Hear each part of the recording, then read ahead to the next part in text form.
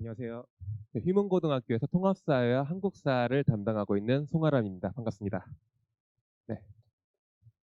간단하게 이제 제 소개 간단하게 하면은 저는 이제 학교에서 근무를 했었고 영등포랑 용산에 있는 고등학교에서 통합사회랑 한국사를 전담을 하면서 중간고사랑 기말고사 출제를 제가 담당을 했었습니다. 그래서 출제 원리를 이제 바탕으로 해서 하다 보니까 이제 세계사 문제집 같은 것도 작성을 하면서 9건 정도 출제를 많이 했었고요. 그래서 출제를 어떻게 하는지 그 원리에 맞게끔 좀 수업을 한다 이렇게 좀 말씀을 드리고 싶습니다. 넘어갈게요. 그래서 한국사와 일단 통합사회 과목 특성인데요. 보통 이제 한국사랑 통합사에 대해서 사실이 이거죠. 암기 과목이다. 그리고 항상 이제 우리 사회과 강사들이 강조하는 게 이제는 통합사에도 수능에 반영된다. 그렇죠? 이제 2022 개정교육과정에서 수능에도 반영이 되고 그리고 내신에서도 주요 과목이다. 이런 것들을 이제 보통 강조를 하는데 근데 이제 실제로 학생들이나 이제 학부모님들을 들어보면은 통합사회는 딱 봤을 때 제가 봤을 때 흘리기 쉬운 과목이에요. 왜냐면은 아무리 교육 과정이 바뀌고 설명을 해도 인식이 국영수가 중요하기 때문에 국영수는 냅둬도 알아서 잘 챙겨요. 그죠? 근데 한국사나 통합사회 같은 과목은 조금 이거 쉬운 과목 아닌가 아니면은 좀 덜 중요하지 않나라는 인식이 제일 안 바뀌어요. 그러다 보니까 이 애들이 흘리는 것들을 제가 조금 챙겨줘야 되고 특히 이 통합사회는 변별력을 굉장히 꼼꼼하고 디테일하게 내는데 남학생 같은 경우에는 아무래도 여학생들보다는 조금 디테일함에서 떨어지기 때문에 그런 디테일함과 꼼꼼함을 조금 제가 챙겨줄 수 있다 이렇게 이제 말씀을 드리고 싶고 그래서 덜 중요한 과목이다라는 부분에서는 지금 내신 비중이 이제 국영수가 각각 8단위고 통합사에도 국영수랑 똑같이 8단위가 들어가죠. 그리고 한국사가 6단위에서 한국사랑 통합사회가 합치면은 14단위가 들어가요. 교육과정이 바뀌면서. 그리고 통합과학과 가탐실이 합쳐서 10단위가 들어가는데 그러니까 이제 통합사회랑 한국사를 내신에서는 절대로 놓고 갈 수가 없는 과목이라는 거고 그리고 이 과목 자체가 그대로 유일하게 이 과목이 그대로 수능에 반영되기 때문에 고1 때 미리 해두면은 수능 때 조금 덜 부담이 될 수 있다. 그래서 통합사회를 고1 때 해놓는 것이 굉장히 중요하다. 이렇게 말씀을 드리고 싶습니다. 실제로 제가 서초고 쪽에서 강의할 때는 중2, 중3 애들이 교육과정이 바뀐다고 하면서 통합사회를 한 바퀴 돌린다고 방학 때 오는 경우도 있더라고요. 그만큼 이제 통합사회를 대비하는 학생들이 점점 많아지고 있고요. 그리고 이제 과목이 쉽다라는 이미지가 있지만 어쨌든 여기는 잘 안 보이네요. 여기 이제 페이지를 보시면 중학교 내신은 절대평가였죠. 그러니까 90점 넘으면 A, 80점 넘으면 B. 그렇기 때문에 한국사랑 통합사회가 A등급 비중이 조금 높을 수가 있는데 문제는 상대평가로 바뀌면서 고등학교에는 어쨌든 100명이면은 상위 4%가 1등급이고 교육과정 바뀌기 기준 전으로 말씀드리는 거예요. 통합사회가 4%가 1등급, 11%가 2등급 이렇게 나오기 때문에 어쨌든 1등급을 받는 거는 그들 중에 이제 경쟁을 통해서 얻어내야 되는 거기 때문에 똑같이 어려울 수 있다라고 말씀을 드리고 싶습니다. 그래서 통합사회 같은 경우에는 90점이 되더라도 3등급, 4등급까지 떨어질 수가 있기 때문에 최대한 100점에 가까운 점수를 맞아야 등급이 방어가 되고 그리고 교육과정이 바뀌면서 원래는 이제 1등급이 4%, 2등급이 11%였는데 1등급이 10%로 합쳐졌죠. 그리고 2등급이 36%까지 떨어졌어요. 근데 이 얘기는 학생들에게 학습 부담을 뭐 줄여주기 위한 목적이라고 교육부에서는 얘기를 했지만 어쨌든 1등급에서 내려가면 예전에는 3등급에서 방어선이 펼쳐졌는데 이제는 여기서 조금만 밀리면은 4등급이랑 똑같은 점수가 되는 거예요. 등급이. 그렇기 때문에 1등급 싸움이 굉장히 치열해질 것이다. 이렇게 지금 분석을 하고 있고 그래서 원래는 대학을 갈 때 내신을 볼 때 뭐 내신 평점 1.3, 뭐 1.4 이렇게 반영이 되잖아요. 근데 이제 교육 과정이 바뀌면은 소수점 두 자릿수까지 가서 1.27, 1.28 뭐 이런 식으로 촘촘한 경쟁이 될 거다라고 지금 얘기들을 하고 있습니다. 그래서 1등급을 무조건 이제 쟁취해야 되는 상황이다. 이렇게 말씀을 드리고 싶습니다.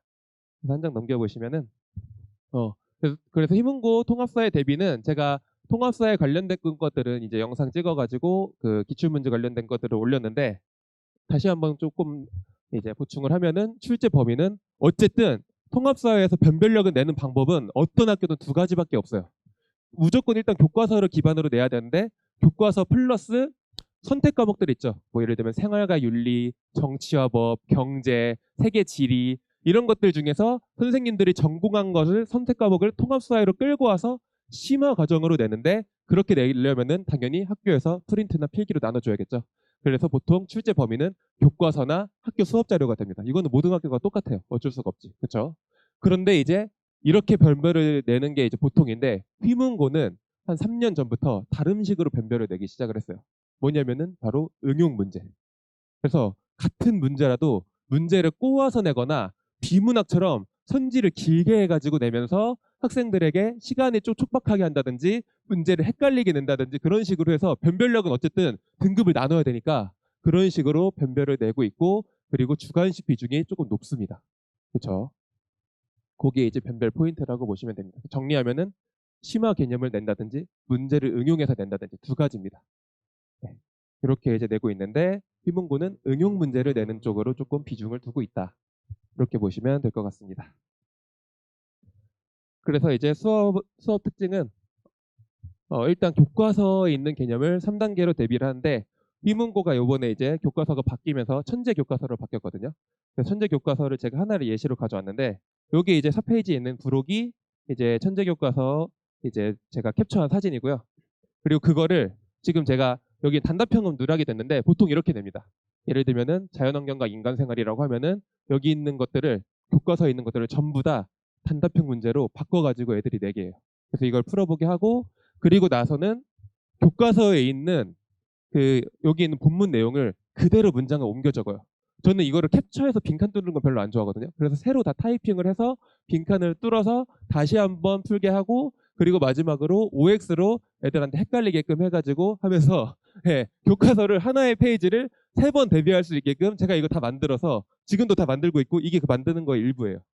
그래서 이렇게 해서 교과서는 확실하게 대비를 할 수 있게끔 숙제로 나가고 있습니다. 왜냐면은 이거를 수업 시간에 다 하기에는 시간이 조금 부족하기 때문에 숙제를 통해서 하고 있고 어차피 정답은 교과서에 그대로 나와 있고 그래도 모르겠으면은 저한테 이제 카톡이나 뭐 전화로 질문을 하면은 애들이 이제 요거는 알아서 교과서가 대비될 수 있게끔 하고 있습니다.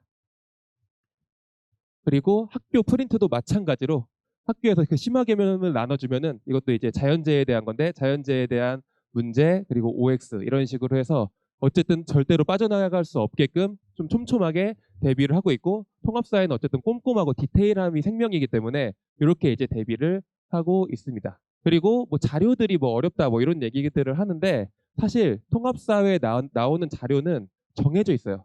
인구에서는 뭐 출생률, 뭐 기후에서는 기후와 온도, 그리고 뭐 인구의 뭐 분포 비율 뭐 이런 거.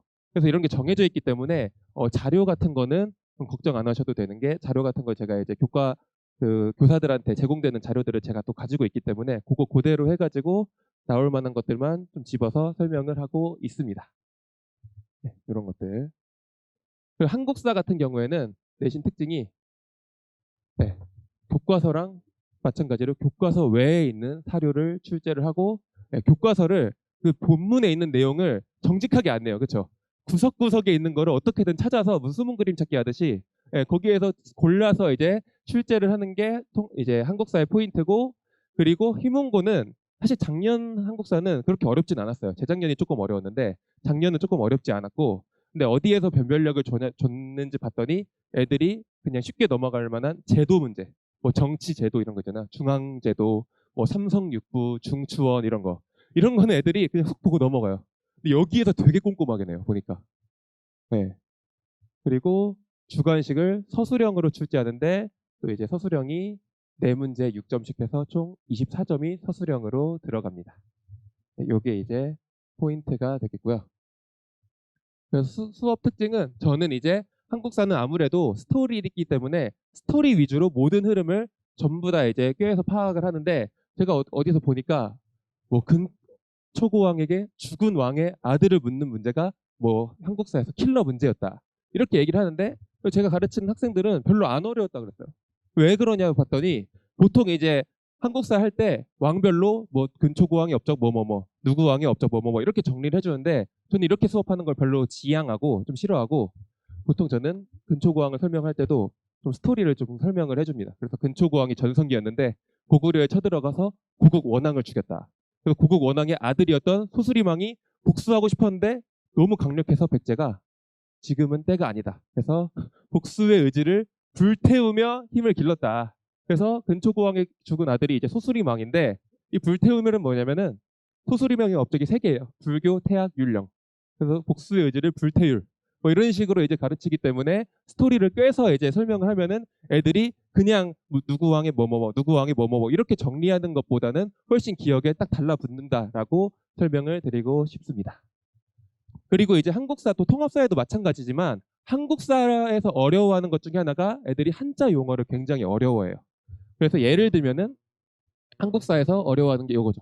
재술과 명경과 헷갈려요. 애들이 이러는데 이제 과거 시험을 보면은 문과가 두 가지가 있는데 암기해가지고 경전을 딸딸딸 외워가지고 그대로 베껴 쓰는 게 있고 내가 새로운 문장을 창작하는 시험이 있어요. 두 가지가 있는데 둘 중에 하나가 재술과고 명경과인데 이거를 그냥 명경과는 암기고 재술과는 논술이야 이렇게만 하는 게 아니라 애들아 봐봐 이거 밝을 명자에 거울 경자야. 그럼 밝은 거울이니까 개념서를 밝은 거울로 비치면은 똑같은 내용이 그대로 나오겠지. 그러니까 똑같은 내용을 그대로 써야 되는 얘가 암기 과목이야. 라고만 해줘도 애들이 그냥 하는 것보다 훨씬 더 뇌에 착 달라붙는단 말이야. 그래서 이런 내용들도 저는 조금 헷갈릴 만한 용어는 정리를 해주고 있고 특히 애들이 헷갈려하는 게 또 별무방과 별기군이죠. 그래서 둘 다 별로 시작하는데 세 글자인데 군대예요, 둘 다 또. 근데 하나는 이제 서양의 신식 무기를 가져온 신식 군대고 하나는 특수부대인데 그래서 얘는 특별한 무술을 쓰는 애가 특수부대다. 그래서 윤관이 여진족을 이제 막기 위해서 만든 특수부대가 애고 얘는 봐봐라. 특별한 기술을 썼다고 하지 않냐. 그러니까 얘는 신식 군대다 얘가. 이런 식으로만 해줘도 애들이 헷갈리지 않아요. 그래서 저는 헷갈릴 만한 용어들을 이렇게 한자를 다 정리를 일일이 해주고 있습니다. 그리고 용어가 아니더라도 암기법을 애들이 또 좋아하는데 왜냐면 어쨌든 암기 과목이 내용이 많잖아요. 그래서 암기법도 조금 이제 부담을 줄여줄 수가 있는데 예를 들면 암기법도 공민왕도 그냥 앞글자만 따서 이렇게 외우라가 아니라 암기법에도 좀 스토리를 부여를 합니다. 예를 들면 공민왕이 원나라에 대항하기 위해서 반원 자주 정책을 펼쳤다. 그래서 원나라랑 공민왕이랑 마찰이 이렇게 일어나면서 정전기가 막 터졌다. 그래서 정전기. 그래서 쌍성총관부 수복, 정동행성 이문소 폐지, 전민 변정도감 실시, 기철 등 이제 권문세족 숙청 이런 식으로 정리를 해줘도 애들이 조금 기억하기가 쉽기 때문에 암기에 대한 부담을 최대한 덜어주고 있습니다. 그런 식으로 하면서 중간 점검과 복습으로 반복을 하고 있고 보통 이제 교과서를 대비한다고 하면은 이렇게 이제 빈칸을 뚫는데 한국사도 마찬가지로 저는 따로따로 이런 식으로 통합사에 마찬가지로 이런 식으로 정리를 해서 제가 따로 다 타이핑을 해서 대비를 할 수 있어야 교과서는 너무 익숙하다 보니까 좀 안 익숙한 걸로 대비를 할 수 있게끔 제가 대비를 하고 있습니다. 그래서 이제 문제풀이는 출판사별 문제풀이와 시중 문제 중에 도움이 될 만한 문제 그리고 변형 문제를 휘문고 스타일로 좀 변형을 해서 이제 애들한테 풀어보게끔 하고 그리고 중간고사나 기말고사 직전에는 휘문고 스타일에 맞게끔 주관식이랑 그 객관식을 좀 적절하게 배치해서 내신 대비 모의고사를 통해서 좀 애들이 긴장감을 덜 하게끔 실제 시험 시간 딱 줘가지고 풀 수 있게끔 마지막에 대비를 하면서 이제 통합사회 한국사를 대비하고 있습니다. 시간이 다 돼가지고 여기까지 하고 인사드리도록 하겠습니다. 감사합니다.